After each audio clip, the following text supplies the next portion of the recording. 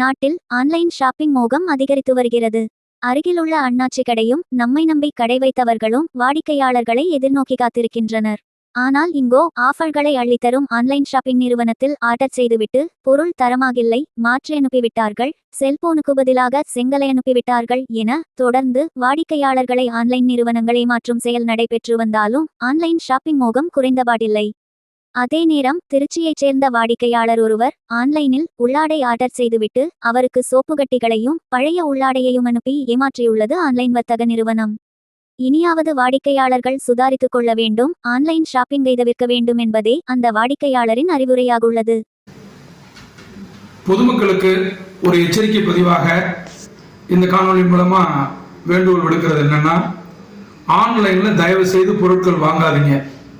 இது எந்த ஒரு வியாபார நிறுவனத்துக்காகவும் நான் பரிந்து பேசுகிறேன்.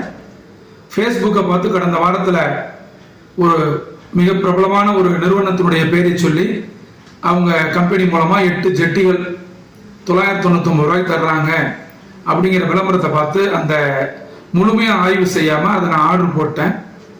அந்த ஆர்டர் நெருக்கி ஒரு பிரபலமான நிறுவனத்தினுடைய கார்ட் மூலிமா இன்னைக்கு எனக்கு வந்து சேர்ந்துச்சு. ஃப்ளிப்கார்ட் நிறுவனம் மூலிமா அந்த பார்சல் இன்னைக்கு வந்து சேர்ந்துச்சு. அந்த பார்சலை ஓப்பன் பண்ணி பார்க்கும்போது நான் எதுக்கு ஆர்டர் பண்ணியிருந்தனோ அந்த பார்சல் தான் வந்திருக்குன்னு சொல்லிட்டு, ஏற்கனவே ஆன்லைனில் நம்ம பார்சல் வாங்கி இதுவரையும் பெரிய லெவலில் ஏமாற்றங்களை சந்திக்காதனால இதை வீடியோ எடுக்கிறது அல்லது ஃபோட்டோ எடுக்கிறது அந்த மாதிரி நான் எதுவுமே பண்ணிக்கல.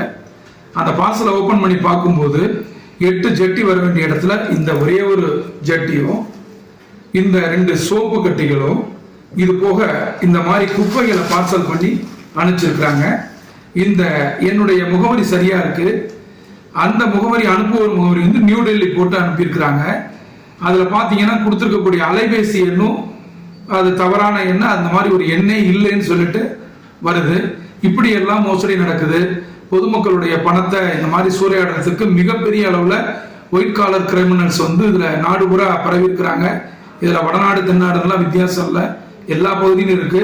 இதெல்லாம் வந்து நம்ம தவிர்த்துக்கணும்னா ஆன்லைன்ல வாங்குறத தவிர்த்துக்கணும். பக்கத்துல அக்கம் பக்கத்துல வாங்கியிருந்தா அதுல எதுவும் பிரச்சனைகள் இருந்தா கூட நம்மளால போய் கேட்க முடியும். இப்ப இதை யார்கிட்ட போய் புகார் பண்றது? காவல்துறையில ஏற்கனவே நிறைய பிரிவுகள் இருக்கு, ஆன்லைன் குற்ற பிரிவுன்னு இருக்கு. இந்த முகவரியே இல்லாம ஐடியா இல்லாம வரக்கூடிய இந்த குற்றவாளிகிட்ட போய் நம்ம மாட்டிக்கிட்டோம்னா நம்மளால மன உளைச்சலுக்கு தான் நம்ம ஆளாகிறோம், நம்மளால ஒரு தீர்வை பெற முடியாது. அதனால பொதுமக்கள் தயவு செய்து ஆன்லைன் மூலமா எதையுமே வாங்காதீங்க. அது 1 ரூபாய்க்கான ஜாமானமா இருந்தாலும் சரி, அல்லது 1 கோடி ரூபாய் பெருமானம் உள்ள ஜாமானமா இருந்தாலும் சரி, அப்படி நீங்க ஆர்டர் பண்ணிட்டீங்கன்னா உங்களுக்கு டெலிவரி கொடுக்கறதுக்கு முன்னாடி அந்த டெலிவரி வேன் முன்னாடியே அதை ஓபன் பண்ணி பார்த்துட்டு, அப்படி இல்லைன்னா ரிட்டர்ன் பாலிசி படி ரிட்டர்ன் போட்டுருங்க. அப்பதான் மன உளைச்சலும் குறையும், நம்மளுடைய பணமும் காப்பாற்றப்படும். இந்த ஒரு பதிவு மூலமா பொதுமக்களை கவனப்படுத்துறதுக்கு இந்த சந்தர்ப்பத்தை பயன்படுத்துகிறேன். நன்றி, வணக்கம். இந்த போலி நிறுவனத்திலிருந்து நம்ம தப்பிக்கணும்னா இந்த முழுமையான ஒரு மன உளைச்சலோ அல்லது பண இழப்போ நமக்கு வரக்கூடாதுன்னு நம்ம நினைச்சோம்னா இனிமேல் யாருமே ஆன்லைன்ல பொருட்களே வாங்கக்கூடாது. சில ரிலேபிளான கம்பெனிகள்லாம் இருக்கு, ஃப்ளிப்கார்ட், ஷாப்ஸி, ஸ்னாப்டீல், இந்த மாதிரி நிறுவனங்கள்லாம் பல, அமேசான், இப்படிலாம் பல நிறுவனங்கள் இருக்கு. அந்த நிறுவனங்கள்லாம் அப்படி குறைபாடு நடந்தாலும் நம்ம அந்த ரிட்டர்ன் பாலிசியில நம்ம அந்த போட்டு பணத்தை வரவழைச்சிக்கலாம்.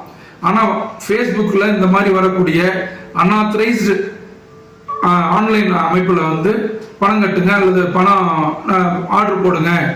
இப்போ இந்த அதாவது நம்ம இந்த சிஓடின்னு வந்ததுனால அது ஒரு பெரிய பெனிஃபிட்டாக நினைக்கிறோம்.